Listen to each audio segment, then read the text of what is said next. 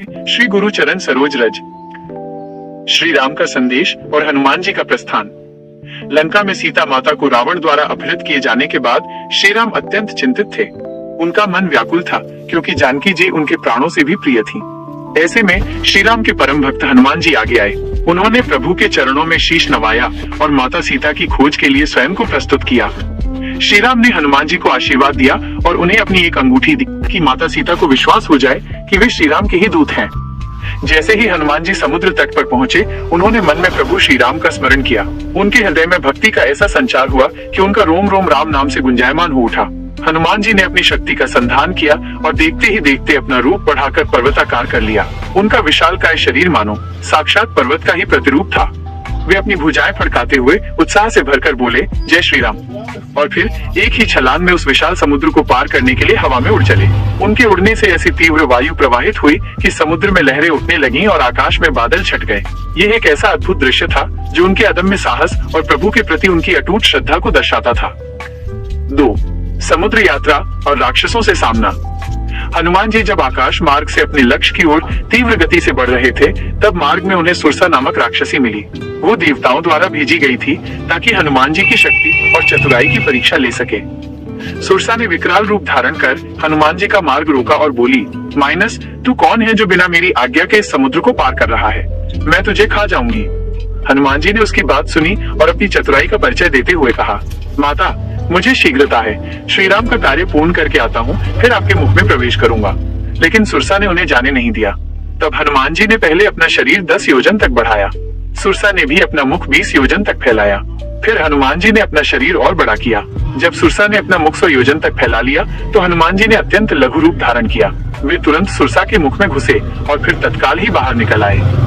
सुरसा इस चतुराई से अत्यंत प्रसन्न हुई और उन्हें आशीर्वाद दिया, तुम्हारा कार्य अवश्य सिद्ध होगा। तुम धन्य हो जो इतने पराक्रमी होते हुए भी विनम्र और चतुर हो। इसके बाद हनुमान जी आगे बढ़े। मार्ग में उन्हें सिंहिका नामक एक और राक्षसी मिली, जो आकाश से उड़ते जीवों की छाया पकड़कर उन्हें अपने मुख में खींच लेती थी और फिर खा जाती थी। जैसे ही हनुमान जी की छाया उस राक्षसी के हाथ में आई, वो उन्हें अपनी ओर खींचने लगी। हनुमान जी ने उसकी माया को तुरंत पहचान लिया। उन्होंने बिना समय गवाए उसे बलपूर्वक मारा और अपने पथ पर अविचल भाव से आगे बढ़े। ये दर्शाता है कि हनुमान जी न केवल बलवान थे, बल्कि दूरदर्शी और शीघ्र निर्णय लेने वाले भी थे। 3. लंका में प्रवेश और रात्रि गमन। हनुमान जी जब लंका के समीप पहुंचे, तब तक रात्रि हो चुकी थी। उन्होंने अपने अत्यंत लघु रूप में आना उचित समझा ताकि किसी की नजर में न आए। वे लंका के स्वर्ण द्वार पर पहुंचे, जहां राक्षसी लंकिनी पहरा दे रही थी। लंकिनी ने उन्हें देखा और उनका मार्ग रोका। लंकिनी गर्जना करते हुए बोली, अरे कौन है तू जो मेरी अनुमति के बिना लंका में घुसने का साहस कर रहा है? हनुमान जी ने शांत भाव से उसे समझाया, लेकिन जब वो नहीं मानी तो उन्होंने उसे अपने एक हल्के से प्रहार से गिरा दिया। लंकिनी कांप उठी। वो भयभीत होकर बोली, यह संकेत है कि अब रावण का अंत निकट है। आज तक किसी ने मुझे पराजित नहीं किया। श्री राम के सेवक, तुम धन्य हो।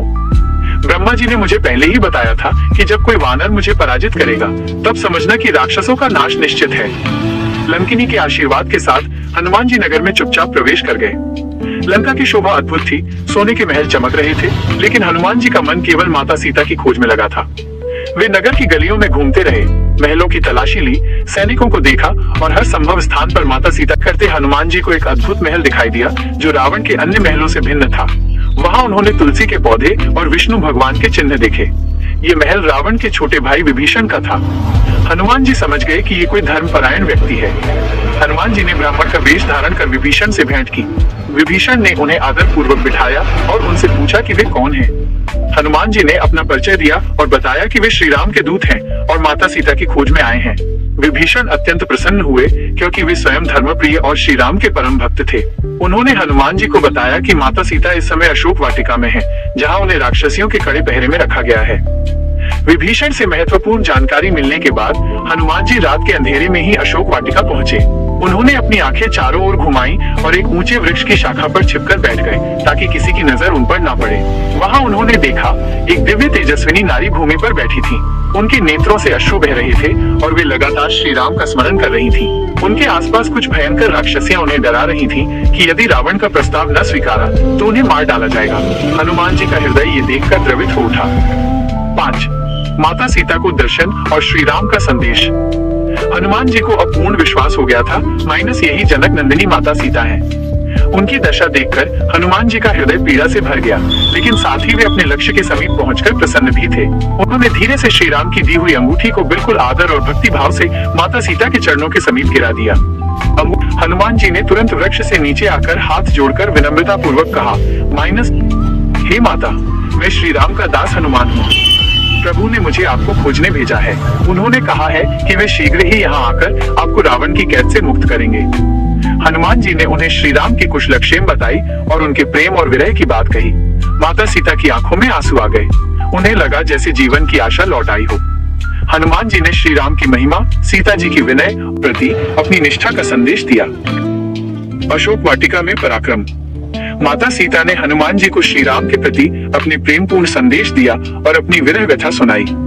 उन्होंने हनुमान जी से कहा कि वे श्री राम से कहें कि वे शीघ्र आएं और उन्हें इस कष्ट से मुक्त करें। हनुमान जी ने माता को धैर्य बंधाया और कहा कि प्रभु शीघ्र ही आएंगे। हनुमान जी बोले, अब मैं यहाँ रावण को अपनी उपस्थिति का परिचय दूंगा ताकि उसे पता चले कि श्री राम के दूत लंका में प्रवेश कर चुके हैं। और ये कहकर वे अशोक वाटिका को उजाड़ने लगे। उन्होंने बड़े बड़े वृक्षों को उखाड़ फेंका और वाटिका में मौजूद राक्षसों को मारने लगे। ये सब देखकर रावण के सेवक घबरा गए और रावण को सूचना दी। रावण को बहुत क्रोध आया। उसने अपने पराक्रमी पुत्र अक्षय कुमार को हनुमान जी से युद्ध करने भेजा, लेकिन हनुमान जी ने अपने बल और पराक्रम से अक्षय कुमार को वीर गति को पहुंचा दिया। ये समाचार सुनकर रावण का क्रोध और भी बढ़ गया। अब रावण ने अपने सबसे शक्तिशाली पुत्र मेघनाद को भेजा, जिसने इंद्र को भी पराजित किया था। हनुमान जी ने मेघनाद के पराक्रम को देखा। उन्होंने चाहा कि अब मैं युद्ध रोकूं और रावण के सामने जाऊं ताकि उसे चेतावनी दे सकूं और लंका की शक्ति का अनुमान लगा सकूं। इसलिए जब मेघनाद ने ब्रह्मास्त्र का प्रयोग किया तो हनुमान जी ने जानबूझकर बंधन स्वीकार कर लिया। वे जानते थे कि ब्रह्मास्त्र का अपमान नहीं करना चाहिए और इससे उन्हें रावण के दरबार में जाने का अवसर भी मिलेगा। 7. रावण दरबार में और पूंछ दहन। ब्रह्मास्त्र से बंधे हुए हनुमान जी को मेघनाद रावण के दरबार में ले आया। रावण ने हनुमान जी को देखा और पूछा कि वे कौन हैं और किस उद्देश्य से लंका आए हैं। हनुमान जी ने निर्भीकता से अपना परिचय दिया कि वे श्री राम के दूत हैं और माता सीता को वापस करने का संदेश लेकर आए हैं। उन्होंने रावण को श्री राम की महिमा बताई और उसे चेतावनी दी कि वो सीता माता को लौटा दे, अन्यथा उसका विनाश निश्चित है। रावण, जो अपने अहंकार में डूबा था, उसने हनुमान जी की बातों को अनसुना कर दिया। उन्हें नीचा दिखाने और अपमानित करने के लिए रावण ने अपनी सभा में आदेश दिया कि हनुमान जी की पूंछ में आग लगा दी जाए। राक्षसों ने तुरंत हनुमान जी की पूंछ को कपड़े और तेल से लपेट दिया और उसमें आग लगा दी। लेकिन हनुमान जी तो पवन पुत्र थे। जैसे ही आग लगी, वे अपनी पूंछ को बड़ा करते गए और देखते ही देखते उनकी पूंछ इतनी विशाल हो गई कि लंका के महल भी छोटे लगने लगे। अपनी जलती हुई पूंछ के साथ हनुमान जी एक छत से दूसरी छत पर, एक महल से दूसरे महल पर उछलने लगे। वे पूरी लंका में आग लगाते गए। देखते ही देखते लंका धू धू कर जल उठी। रावण के महल, सैन्य शिविर, अस्त्र शस्त्र भंडार सब कुछ आग की लपटों में घिर गए। सोने की लंका राख में बदल रही थी। हनुमान जी ने सुनिश्चित किया कि अशोक वाटिका और विभीषण का महल सुरक्षित रहे। लंका को जलाने के बाद हनुमान जी फिर एक ऊंची जगह पर खड़े होकर बोले, जय श्री राम। और फिर वे समुद्र पार कर वापस लौट चले, अपने मिशन का एक महत्वपूर्ण चरण पूरा करके। 8. लौटकर श्री राम से भेंट। लंका को जलाकर और माता सीता का संदेश लेकर हनुमान जी तीव्र गति से समुद्र पार कर वापस लौटे। वे सीधे श्री राम के पास पहुंचे। उनके आगमन से वानर सेना में खुशी की लहर दौड़ गई। हनुमान जी ने श्री राम के चरणों में गिरकर प्रणाम किया और भावुक होकर कहा, माइनस हे प्रभु, माता सीता सकुशल हैं। मैंने उन्हें लंका में देखा। वे आपके संदेश सुनकर प्रफुल्लित हो गईं और उन्होंने आपको अपनी कुशलता और विरह का संदेश दिया है। लंका जल चुकी है। मैंने आपकी आज्ञा का पालन किया है। अब विजय आपकी ही होगी। ये सुनकर श्री राम का हृदय आनंद और कृतज्ञता से भर गया। उन्होंने तुरंत हनुमान जी को हृदय से लगाया और उनकी पीठ थपथपाते हुए कहा, माइनस हनुमान, तुमने जो कार्य किया है वो मेरे लिए अमूल्य है। तुम्हारे इस महान उपकार का बदला मैं कैसे चुकाऊं? मैं तुम्हारे इस कार्य का ऋणी हूँ। श्री राम की आंखों में कृतज्ञता के आंसू थे। हनुमान जी की भक्ति, पराक्रम और निष्ठा ने श्री राम को असीमित सुख प्रदान किया। इस भेंट ने श्री राम और उनकी सेना को एक नई ऊर्जा और उत्साह दिया, क्योंकि अब उन्हें माता सीता के स्थान का पता चल गया था और लंका की शक्ति का भी अंदाजा लग गया था। 9. विभीषण का शरणागत होना। लंका में हनुमान जी द्वारा लगाई गई आग और उनके पराक्रम ने रावण और उसके दरबार में भय और अशांति फैला दी थी। रावण के अत्याचारों और अधार्मिक कृत्यों से त्रस्त होकर विभीषण, जो पहले से ही धर्मपरायण और श्री राम के भक्त थे, उन्होंने अपने परिवार सहित श्री राम की शरण में आने का निर्णय लिया। जब विभीषण श्री राम के पास पहुंचे तो कुछ वानरों को उन पर संदेह हुआ, लेकिन हनुमान जी ने, जिन्होंने विभीषण से पहले ही भेंट की थी, उनकी धर्मनिष्ठा की पुष्टि की। श्री राम ने विभीषण को सहर्ष शरण दी और कहा, माइनस, जो भी मेरी शरण आता है उसे मैं अभयदान देता हूँ और वो मेरा हो जाता है, चाहे वो कितना भी बड़ा पापी क्यों न हो। विभीषण ने श्री राम के चरणों में अपना सर्वस्व समर्पित कर दिया और उन्हें लंका विजय के लिए महत्वपूर्ण गुप्त जानकारियां दी। इस प्रकार हनुमान जी ने न केवल माता सीता की खोज की, बल्कि राम और विभीषण के बीच सेतु का कार्य भी किया, जिससे धर्म की विजय का मार्ग प्रशस्त हुआ। विभीषण का शरणागत होना लंका विजय की दिशा में एक महत्वपूर्ण कदम था, क्योंकि इससे श्री राम को एक धर्मनिष्ठ सहयोगी मिला। 10. सुंदरकांड का फल और महिमा। सुंदरकांड श्री रामचरितमानस का हृदय है। ये केवल हनुमान जी के अद्भुत पराक्रम की कथा नहीं है, बल्कि ये श्री राम के प्रति भक्ति, सेवा, साहस, निष्ठा और नीति का एक अद्भुत संदेश है। ये दर्शाता है कि एक सच्चा भक्त अपनी श्रद्धा और प्रभु पर विश्वास के बल पर असंभव को भी संभव बना सकता है। जो भी भक्त श्रद्धा और विश्वास से सुंदरकांड का पाठ करता है या इसे सुनता है, उसके जीवन के संकट हनुमान जी स्वयं हर लेते हैं। ये पाठ केवल एक कहानी नहीं, बल्कि एक शक्तिशाली मंत्र है जो सकारात्मक ऊर्जा का संचार करता है। रोग हो, शोक हो, क्लेश हो, माइनस सुंदरकांड के पाठ या श्रवण से ये सब दूर होते हैं।